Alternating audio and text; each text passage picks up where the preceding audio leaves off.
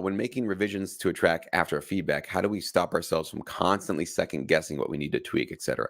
This is a really great question, Nigel, and it's so tough because I still do that to this day. I don't know if this is one of those things where you'll ever completely cure yourself of. I always think that if you are a creative person and you really care like about the quality of the work that you're doing, I don't know if we can ever really completely break out of this. I think we can get better. I think we can sort of get out of our own way in terms of, having these second guesses and these doubting thoughts prevent us from moving forward. I mean, that's really a crippling place to be. I think we can move past those.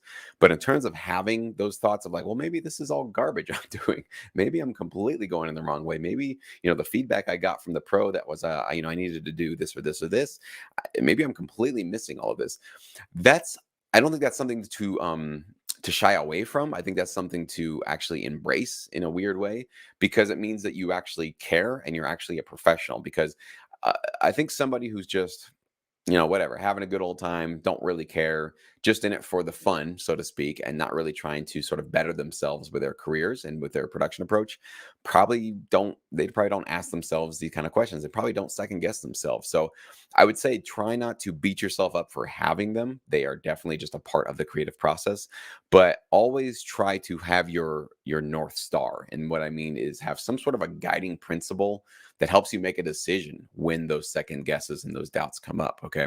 So one example of this could be, let's say you submit a track for some review, maybe from the pro feedback service, and the pro tells you, I'm just going to make up an example to kind of explain to you guys this sort of approach that could help me.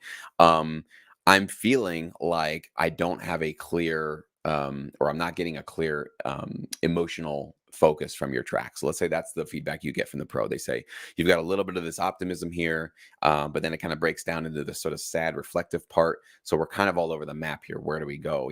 This kind of a track might get rejected, or probably will get rejected by a library, just because it falls in between the cracks of a couple of these different emotions, right? It's really common. I've heard that from many tracks that I've received. So you're going back to the drawing board and you're trying to go forward.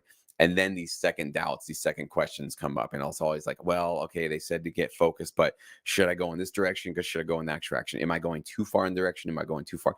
So with all of this stuff, what I would do to, again, and this is the advice I repeat all the time, is to go find a reference track. That would be sort of your guiding principle, your North Star, your sort of, GPS map. That, let's say you go find you want to go on the optimistic side of pointing. That's what you're trying to do. Let's say you're trying to create like a corporate track and you want to go on the optimistic side of things. So you go find a reference track. That's why reference tracks solve like 99% of the problems that you're able to have in this business. So that your pro told you, hey, get more focused. Okay, I need to get more focused. Well, I don't know necessarily if I know how to get focused. So what I should do is go find a track that is focused, that actually is marketed as an optimistic corporate track, whatever it is.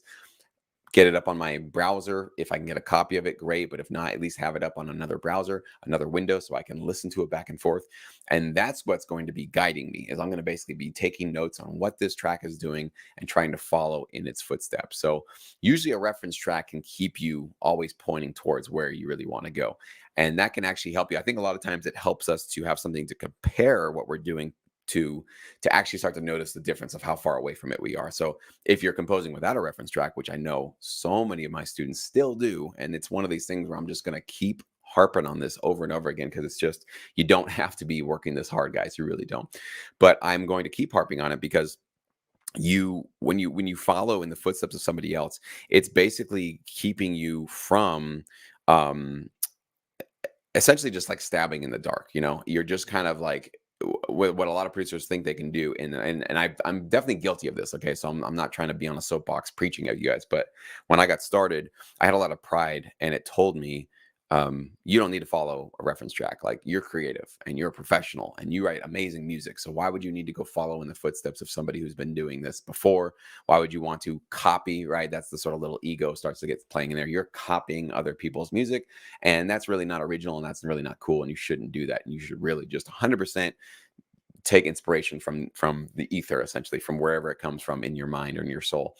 And I can appreciate that point of view. I certainly felt that way for a long time in my career, but that point will come in your career, but it definitely doesn't come within the first couple of months, maybe not even the first year or two.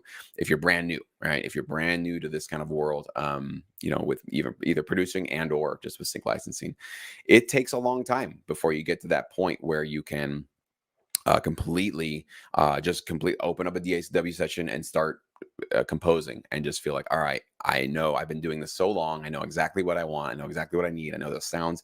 It does become sort of like a secondary, like a second nature skill, like breathing or like, playing drums or guitar. At some point, you stop thinking about what you're doing and you just keep doing it. But if you're in the first couple of months or even maybe a year of this business, that's not the time to start just relying on whatever comes to your mind, because I've heard it too many times sort of not work out in the favor of producers. So I hope that answers that question. I feel like I really meandered off and I definitely lost my train of thought at some point in the middle there.